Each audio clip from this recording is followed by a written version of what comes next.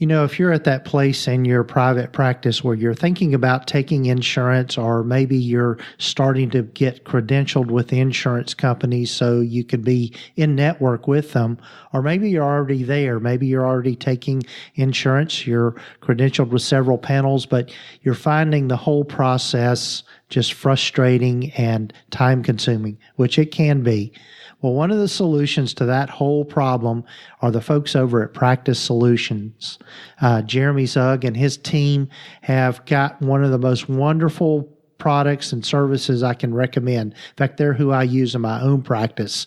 So if you're going to do insurance, go check out Practice Solutions. So just simply go over to practicesol.com/Gordon and talk to the folks over at Practice Solutions. They can help you out a lot with that whole process.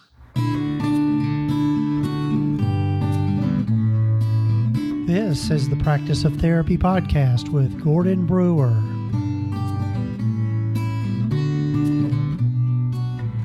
This is session number 60 of the Practice of Therapy podcast. Hello, folks. I'm Gordon Brewer, and I'm so glad you've joined me for the Practice of Therapy podcast. And if this is the first time you're listening to the podcast, welcome. And I hope that you find all of the stuff that we do here helpful.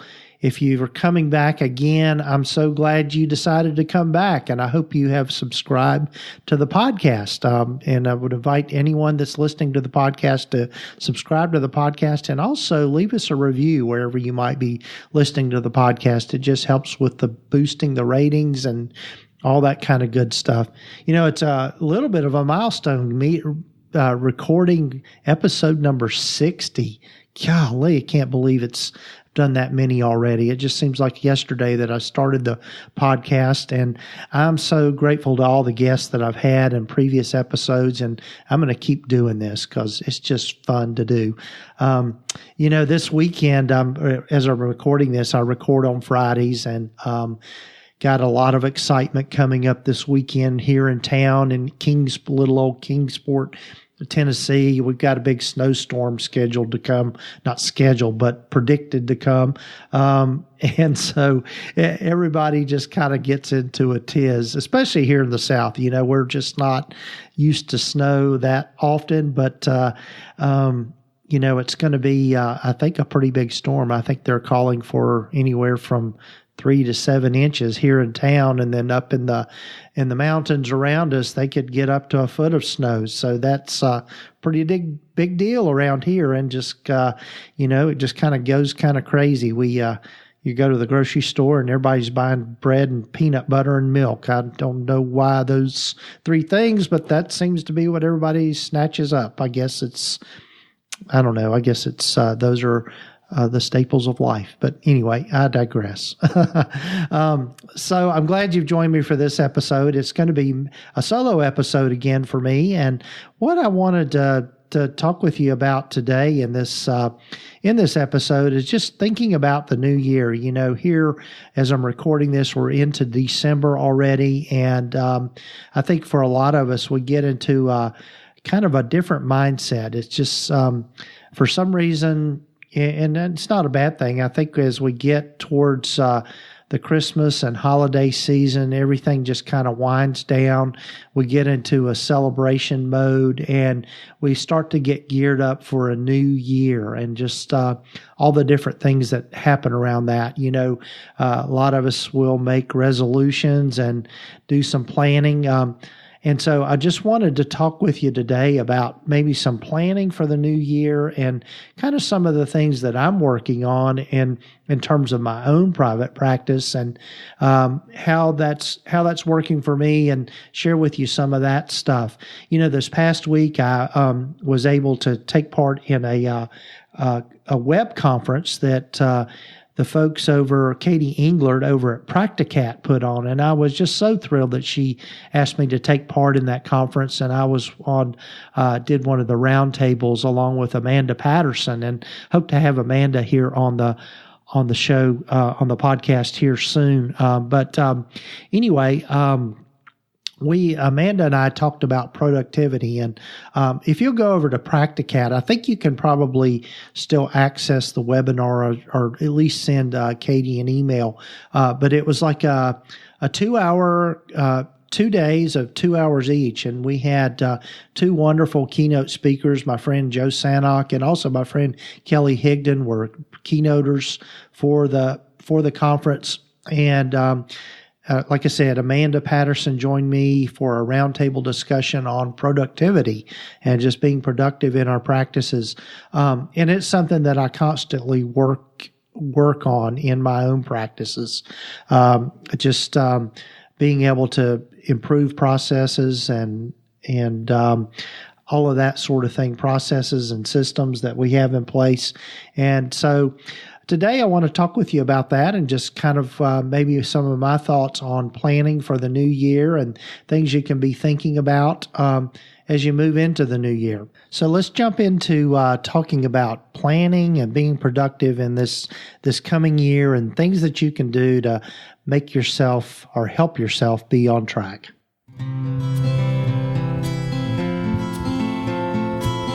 You know, for those of you that have been listening to the podcast for a while, you've heard me say this about myself. One of the things I recognize about myself is that I'm not a naturally organized person. And it's something I have to put a lot of work into.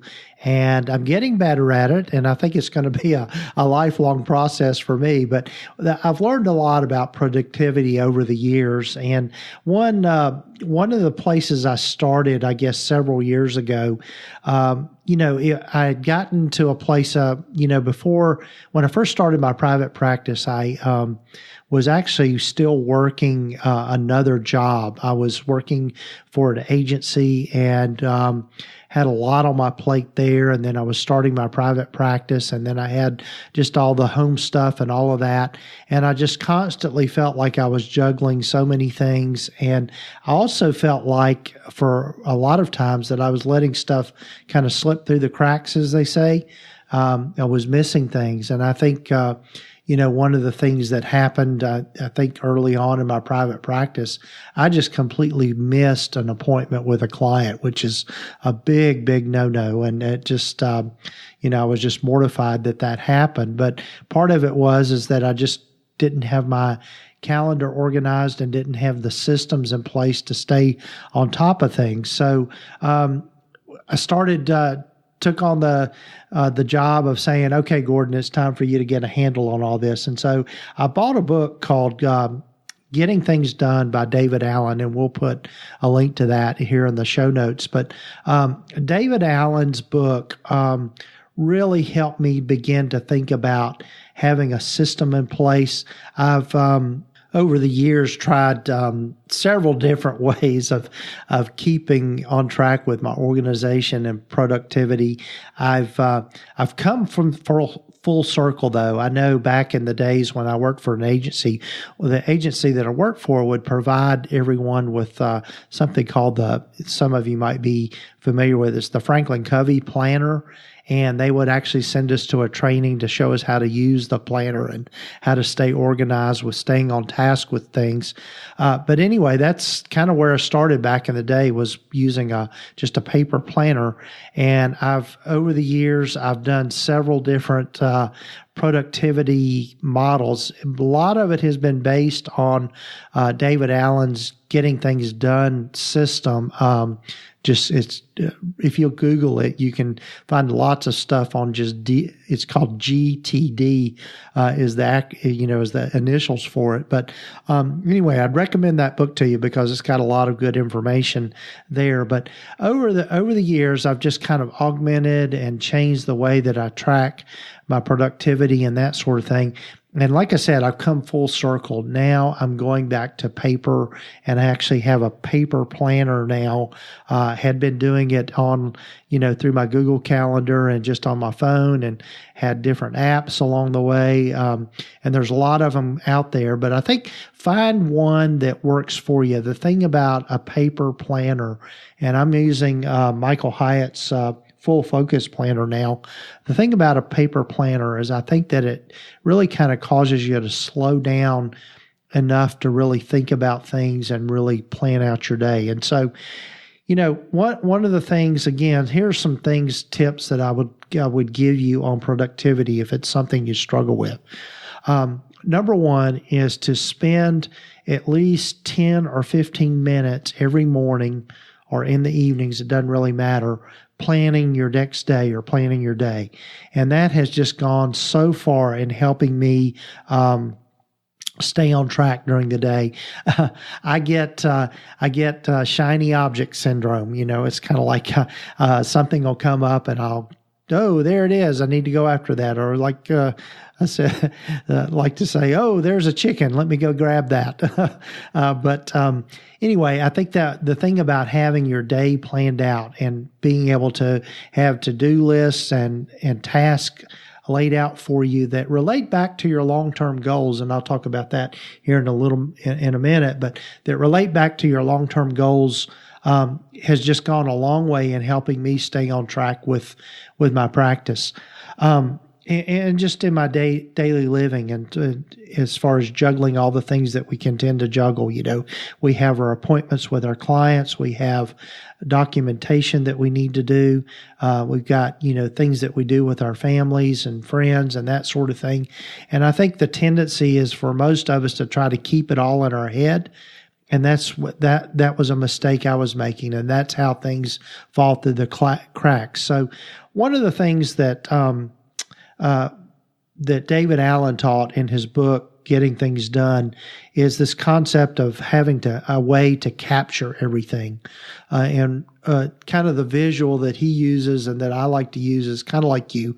If you were to organize your house or organize your garage or your life, is to get a big, huge box and just throw everything into it. So you capture everything. And I think about with our emails. And by the way, I meant to mention this in the intro, but I'm going to be doing, depending on when you're listening to this, I'm going to be doing an email cleanup blitz, and I'll put a link to that in the show notes, and be doing that online. And so it'll be a kind of a free webinar event, whatever thing, that will be on December the 21st. And I've got it scheduled for 1:00 on December the 21st. So anyway, let me go back to what I was saying. So, having a way to capture everything. And so one of the best ways to capture stuff is just to have pen and paper. I have a little moleskin notebook that I keep pretty much on my desk. Also, my planner has got a page in it that lets you have a place for notes. And so as things come in during the day that I need to remind myself or need to either put on my schedule or things that I need to remember, I just jot it down on that list.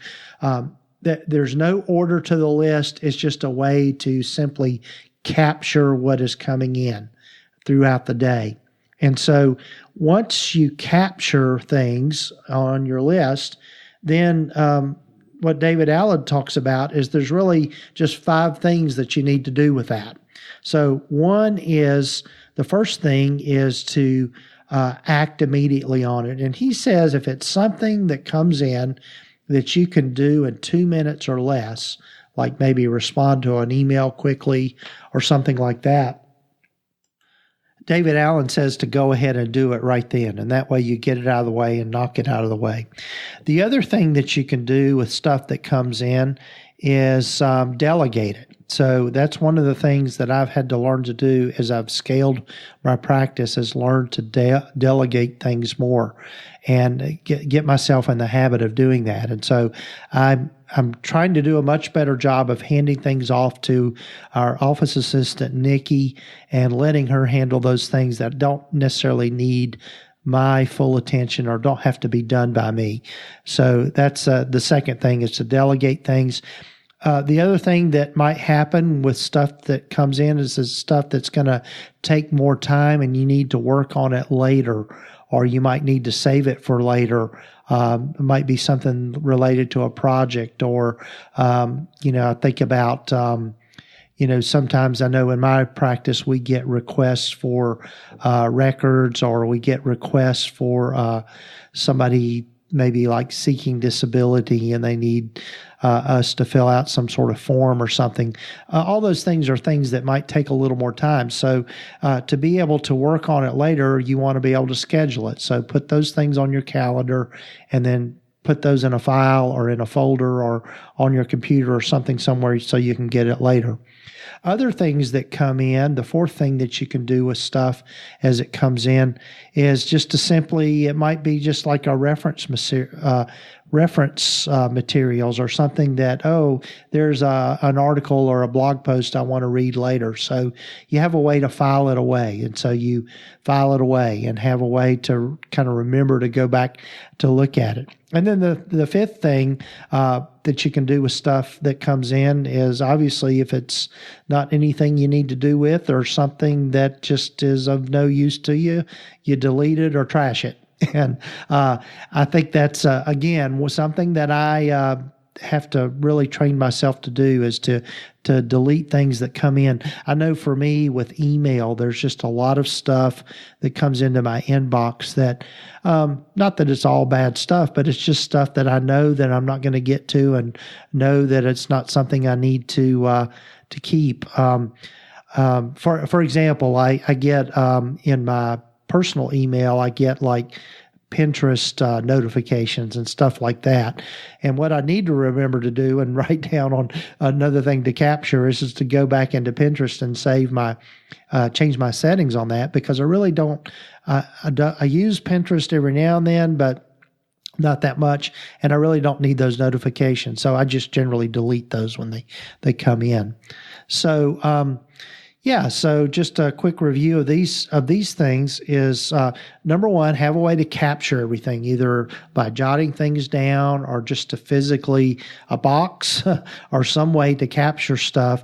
With email, typically it's our inbox, and we'll capture stuff in there. And then once you capture it, then you have kind of a decision tree where you can either, number one, act on it immediately if it's going to take you a short amount of time. Number two would be to delegate it to somebody else. Number three is it might be something that you need to work on later, and I would say go ahead and put that on your schedule for later. The fourth thing would be to file it away for later use. And then the fifth thing is just if it's one of those things that's not of any use to you, just go ahead and delete it right then. You know, the other thing that when it comes to productivity is learning how to automate things more. You know, most of us have repeated tasks that we do every day, day in and day out. For example, doing session notes or treatment plans, those kinds of things. One of the things that's real important to do to kind of help you with your productivity is to create templates.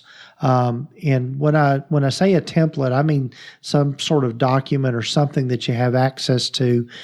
For example, in Google Drive or Google Docs, which is primarily what I use most of the time, I've got a lot of different templates that I use for different things, from templates for my session notes, and that's really the whole premise behind the session note helper that I've got available. If you don't know about that, you can find it on the website practiceoftherapy.com, which is just using Google Forms and Google Docs. But essentially what it is a template for doing session notes. And by having templates or things that you use repeatedly, it cuts down on your time from writing it out every single time. It's kind of common sense in a way, but a lot of times that's a thing that we overlook, and being able to create more templates for doing things. The other thing is to be able to document your workflows. And what I mean by that is that those tasks that we do, for example, the same way pretty much every time. The one example that I can think of that I've been working on as far as documenting a workflow is our intake process. I mentioned earlier in the podcast that we're going through some pretty significant changes here at my own practice.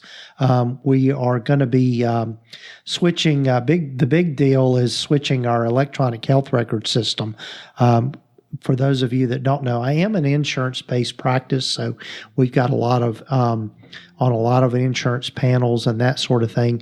And the system we were using, we just really or had a lot of things that were falling through the cracks and things that we were missing along the way. And so what I made the decision to do was to switch the way that we were doing our billing. We're doing it in-house, but now we're switching to outsourcing that now, and that's where Practice Solutions comes in. But we're contracting with them this next year to do our billing, and part of the system that they use is Therapy Notes, which is an electronic health record system, and that's the one that they operate from. So we're switching over to Therapy Notes, and so far it's been a great thing for us. It's a better system than what we had been using, which I'll let remain. I'll keep anonymous for this episode. But anyway, my point with all of that is that I have been starting to document the workflow of some of the tasks in therapy appointment. And so what we can do then is just create some trainings for our staff around those things, document it, writing it out, step 1, you do this, step 2, you do that, and those kinds of things. The other thing that is a really big time saver when you're thinking about working, for those of you that might have a group practice and you're wanting to train your staff or train people on things, is to do screen captures and videos of the workflow process. And that's something that I've done several times with a lot of the in-house stuff that I've done here. I've just walked people through how I do things on the computer, and they can see it right there on the screen. And that's another way to document your workflows in addition to writing out those steps. But once you do that, once you go through all the steps and document all of that, then it's so much easier to delegate to others. You just hand them, okay, here's the tutorial. This is how you do it. Just go through these steps. And that way you're not having to spend all that time training people or showing them how to do things. I know for me, there's so many things that I have just in my head, how I do them. For example, this podcast, I know when I now have Rachel who is doing the podcast production for me. Thanks, Rachel. But she does the show notes for me and then puts all of the sound bites and music and all that sort of thing together. But when I started handing that off to her, that's what we did. Is I just did a video of the process that I go through in producing the podcast every week, and then starting to document that out. So that's a big time saver with that. Okay, so the other thing that I've learned about productivity over the years is when we set goals and create our to-do list. One of the big mistakes that I was making was I was in capturing everything. I figured out I didn't need to put necessarily everything on the to-do list. Now, it's good to capture everything, but if you put all that stuff on your to-do list for one day, it's just going to overwhelm you. So one of the things that I learned from Michael Hyatt was to be able to kind of think of the rule of threes. In other words, only work on 3 things at a time, or only have 3 things on your to-do list for the week and also for your day. So the process that I use now in terms of goal setting is, first of all, in my planner, I've got my yearly goals. And one of the things that kind of a fact is that, fun fact rather, is that if you write out your goals, there's 61% you're more likely to accomplish those goals just simply by writing them out. The other thing in thinking about your annual goals, I would want to keep it to maybe no more than 12, but probably around 10 goals for the year. And also just make sure when you're writing goals for yourself is that you put a time stamp on that, or put a time limit on that. So in other words, if you set a goal for getting your debt down, set a goal of having your debt being debt-free by July 31st or July 1st or something along those lines. Or if you know that you can't do the whole goal in 1 year, as say have half of it done by a certain time, but have it quantified so that it's measurable and that you can see if you've made a progress on that. And so you have your long-term goals for the year, but make sure that they're measurable. And I think we know that just from writing treatment plans, is that treatment plan goals need to be measurable, and so that you know what your progress is. So making your personal goals, do the same thing. Don't make them too vague, like a goal of get healthier. Well, that's not really measurable too much, but a goal like eating three meals a day, or exercising 4 times a week, or something like that, is measurable, and you can know whether or not you're accomplishing those goals. So you do your yearly goals, your long-term goals for the year. Some of those goals might be tied to even longer term, like 5 years out or something like that. I think that's a good way to think about it. Maybe 5 years out, within the next year, within the next 3 months, and then daily stuff. And so you want to funnel those down into doable action steps. So what I do, my process with my own planner, is that I look at my yearly goals, try to remember to look at them each week, and then I have weekly goals, or weekly things that I want to accomplish. And usually those weekly things involve several different steps. So, for example, this week, as I've mentioned to you all, I'm working on this finance course, Money Matters course for private practice.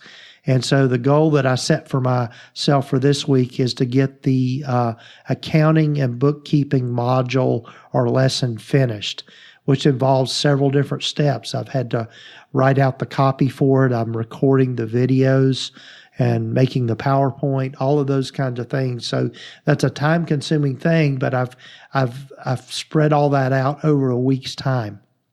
And so hopefully, knock on wood, I'll get that finished today after I finish this podcast. So breaking things down and limiting those goals, daily goals and weekly goals, to just 3 per week. 3 per week, and then 3 per day, which are smaller portions of those individual goals for the week. I hope that makes sense. But I call that the rule of threes. Another thing in terms of productivity, and this again is common sense. Like I said, I get shiny object syndrome a lot. And what happens is I get distracted by things and I end up not finishing what I start. So make a commitment to yourself to finish what you start. Even if you might have other ideas that come up for yourself or other things that you want to do, make a commitment to finish what you start before you start something new. That goes a long way. And then finally, I think with this episode, the other thing around productivity that I think is really a great tool, and I've learned this in several ways from several different people. Amy Porterfield, I guess, is the one who really taught me the most about that. Amy Porterfield is another podcaster out there. Amy Porterfield has a podcast called Online Marketing Made Easy, and she used to work for Tony Robbins and his organization, then went out on her own. So I commend Amy to you. But anyway, Amy talks about batching our tasks. And so what we mean by that is being able to set aside a specific time where you cut off your phone, you cut out all other distractions, and you focus in on doing just one particular task. So, for example, today when I did this podcast, I've batched this time. I batched off 30 minutes of my day to record the podcast and not be checking email, not be looking at my phone, not going through anything else, but just focusing on this one task for a set period of time. Another way that's been referred to, and again, my friend Joe Sadok terms it this way, he calls them sprints. And he talks about just doing them in 20-minute time frames. And so I think being able to do that will help you be much more productive in getting things done in your life, and getting things done in your practice, and as you plan for the new year. So hopefully these tips have been helpful. I know I threw a lot out there, and a lot of different things, but again, we'll have these things in the show notes of these different concepts and ways of doing things to help you be more productive in the coming year.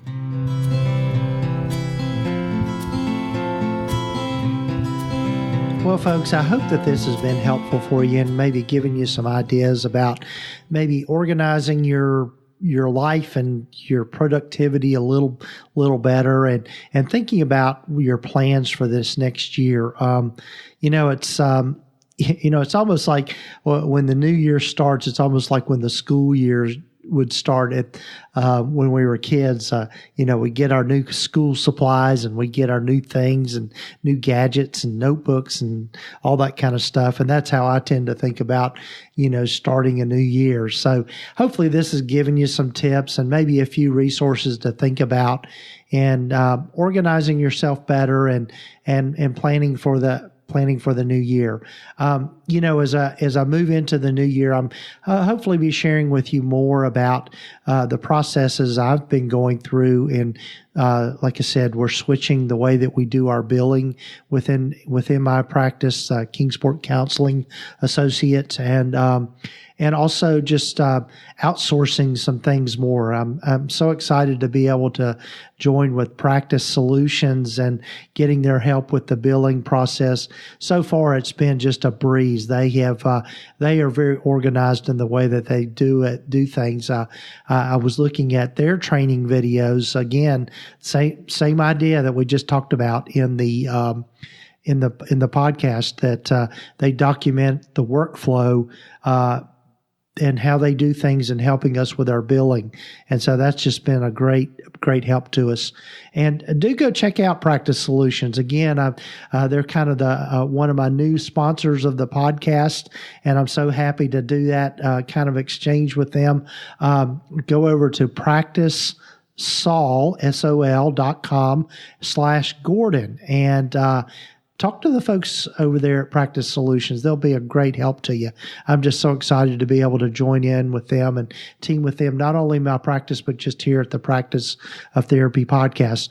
And the other thing I'll mention before we close is do go over, and we'll put in the show notes, go over to my Facebook page, Practice of Therapy on Facebook, and check out that event that's coming up December the 21st, where I'm going to do an inbox email cleanup and walk you through the process that I'm going to go through in cleaning up my own email box. I've gotten it's gotten out of hand, and I'm not, even though I talk about being productive and being a good productivity guru, sometimes true confession here, I don't always practice what I preach. So I'm human and get behind on things sometimes. And so that's one of the things that's gotten out of hand for me, is my own email mailbox. But I want to walk you through how I'm going to go about cleaning that up and getting things back on track, and set a goal for myself to keep a zero inbox every day. And that way, so as things come into my email, I do something with them immediately and take the time to do that. It's real easy for those things to get out of hand and get unorganized. So again, folks, thanks for joining me in the Practice of Therapy podcast and joining me in this episode. Sorry about my phone ringing there. I think I got most of it edited out. I thought I had it on silent there. But anyway, thanks again for joining me for the podcast. And do go take the time to go over and subscribe to the podcast wherever you might be listening to it, whether it be in Apple Podcasts, Apple iTunes, or Google Play, or Stitcher, or Intune Radio, or Spotify. And from what I hear with the hosting company that does the podcast hosting for me, we're going to be available on Pandora in the new year. So I'm excited about that. So podcasts are really taking off, and I'm so glad that I'm able to do this for you week in and week out, month in and month out. And hope that you, again, like I always say, hope that all this information is helpful for you and that you find it worth your time. And I do appreciate you letting me into your ears and into your lives and letting me be a part of your journey. I'm so glad you're with me in my journey. So take care, folks, and we'll be talking with you later.